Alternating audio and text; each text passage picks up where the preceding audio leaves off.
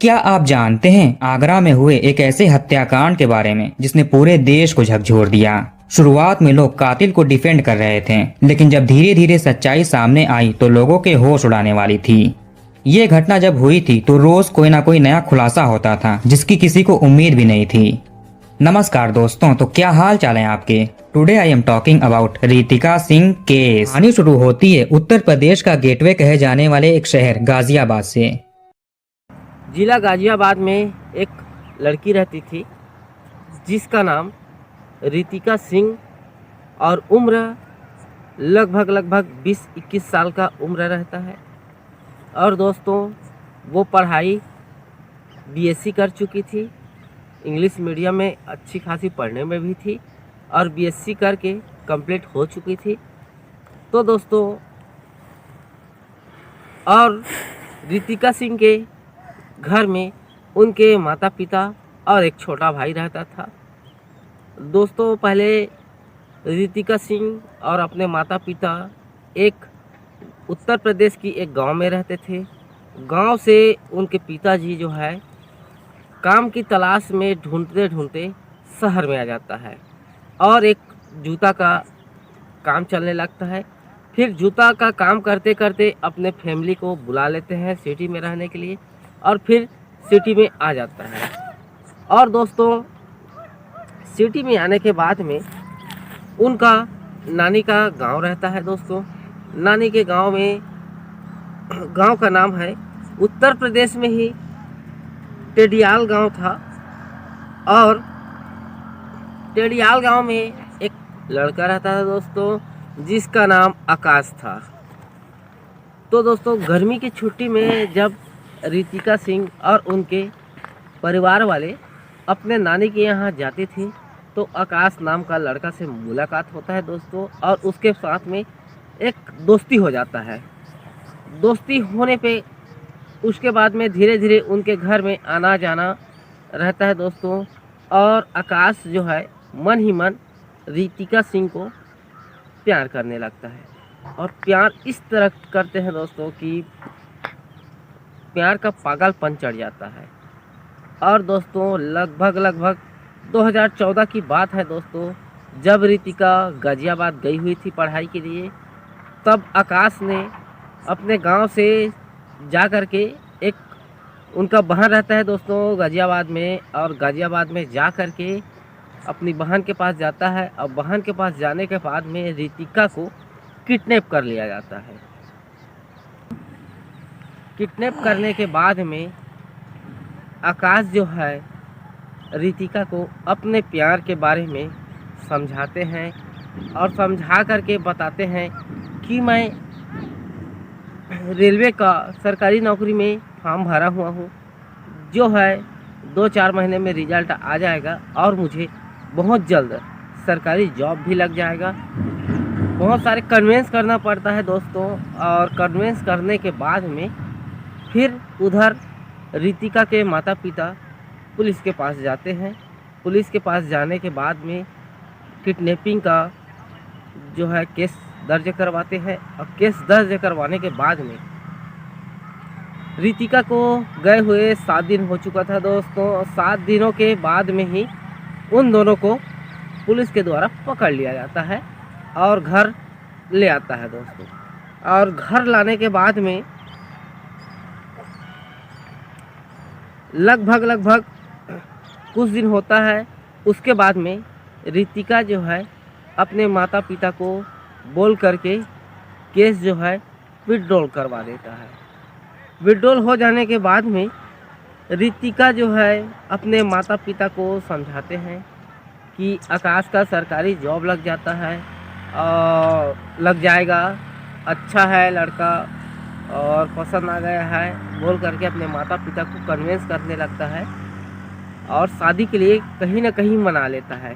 फिर भी दोस्तों, रितिका के माता पिता जो है नहीं मान रहे थे, क्योंकि उन लोगों को पता है कि वो बेरोजगार है, घूमता है और गुस्सैल भी है आकाश जो है, और लड़का अच्छा नहीं है तो कैसे खुश रख सकता है। तो ये सब सोच रहे थे। तो इधर दोस्तों, रितिका जो है अपने माता पिता को मना लेता है शादी के लिए। और दोस्तों शादी के लिए मनाने के बाद में लगभग 1 से 1.5 माह के बाद में शादी हो जाता है। फिर शादी होने के बाद में दोनों रितिका और आकाश लगभग 2 महीने तक बहुत खुशी से जीवन यापन कर रहे थे। 2 महीने के बाद में पता चलता है रितिका को कि सरकारी जॉब के लिए फॉर्म डाले ही नहीं है आकाश जो है। अब इधर आकाश दिन भर घूमता रहता है, बेरोजगार भी है और खर्चे के लिए पैसा भी नहीं होता है दोस्तों।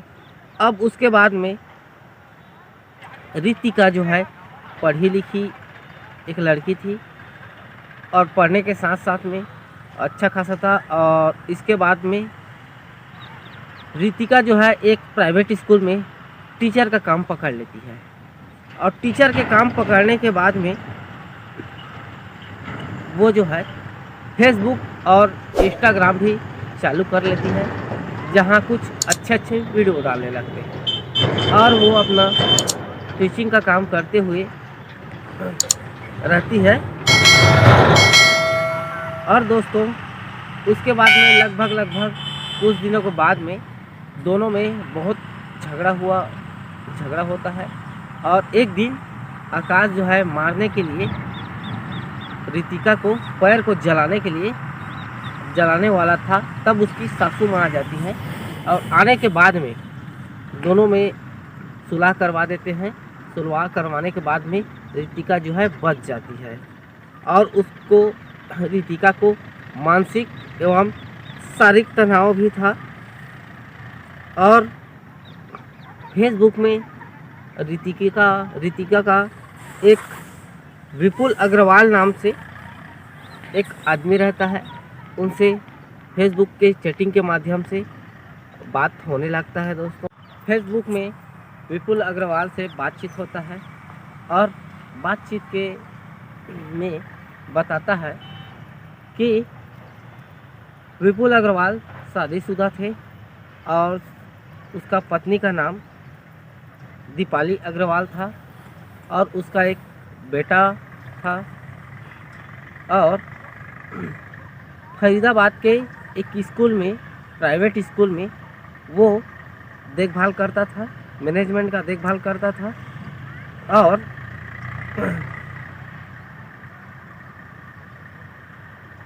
रितिका जो है अपने पति के किए हुए अत्याचार के बारे में विपुल को सारा हालचाल, सारा आप बीती बताते हैं कि कैसे 4 साल तक टॉर्चर किया गया है, कैसे उन्हें मारा गया है, कैसे उन्हें पीटा गया है। पूरा कहानी विपुल को बताता है। विपुल बोलता है कि आप आ जाइए फरीदाबाद में आने के बाद में और कांटेक्ट मत रखिए किसी से, ताकि वो आकाश जो है ढूंढ ना पाए। तो उसके बाद में एक दिन रितिका जो है अपने घर को मौका देख करके घर से निकल जाती है और अपने पति से 4 साल टॉर्चर सहने के बाद में किसी को न बताते हुए, न ही अपने माता पिता से कांटेक्ट रखता है, न आकाश से कांटेक्ट रखता है, किसी से कांटेक्ट बिना रखे वो फरीदाबाद के लिए चली जाती है और फरीदाबाद में विपुल अग्रवाल के पास चली जाती है और विपुल अग्रवाल अपने ही स्कूल में टीचिंग का काम करवाने लगती है। और उसके बाद में रितिका जो है उनको कहीं ना कहीं डर था कि आकाश जो है ढूंढ लेगा तो मुझे जीवित नहीं छोड़ेगा। इस कारण दोस्तों रितिका जो है और विपुल वो फरीदाबाद से निकल करके जो है एक आगरा चला जाता है। आगरा जो है ताजगंज इलाके में ओम श्री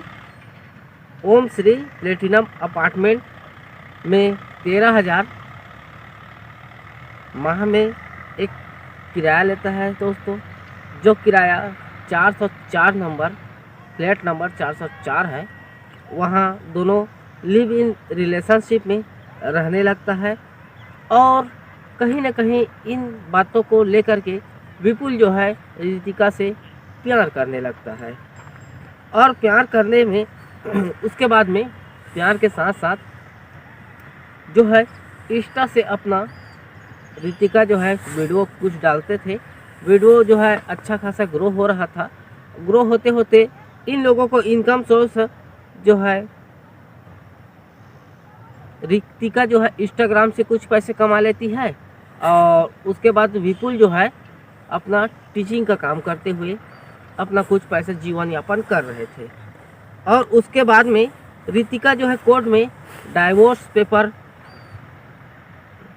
लेने के लिए अपील करता है, और उसमें डाइवोर्स के साथ साथ 50 लाख रुपए का डिमांड भी करती है, जो कि 4 साल से शारीरिक एवं मानसिक तनाव में रहकर साथ में रहे थे। इस कारण 50 लाख रुपए भी साथ में मांग करती है। और वो अब इधर आकाश जो है अपने पत्नी को ढूंढते रहते हैं, और ढूंढते ढूंढते रितिका के माता पिता को भी परेशान करने लगता है कि रितिका के बारे में बताओ, कहाँ गए हैं, कहाँ हैं। और उसके माता पिता से भी कांटेक्ट नहीं रखते रितिका जो है। अब उसके बाद में उनको सोशल मीडिया के माध्यम से, आकाश को सोशल मीडिया के माध्यम से पता चलता है कि वो आगरा में रहती है।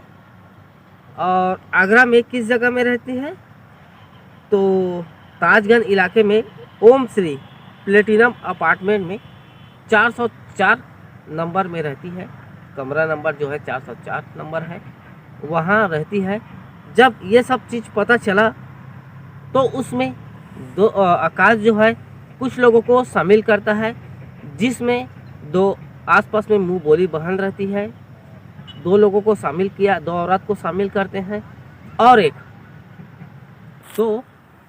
एक का और नाम रहता है चेतन, जो डिलीवरी बॉय के काम करता है और सामान को डिलीवर करता है।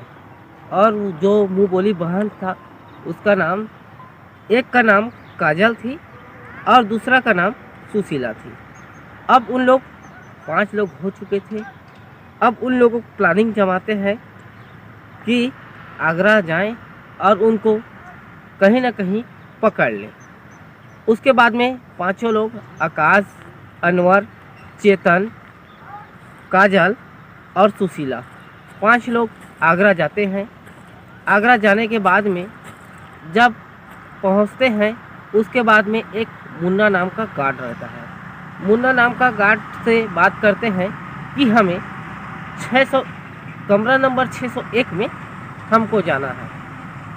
और चूँकि साथ में महिला भी थी, 2 महिला भी थी, और साथ में लोग रस्सी को छिपा करके रखे हुए थे।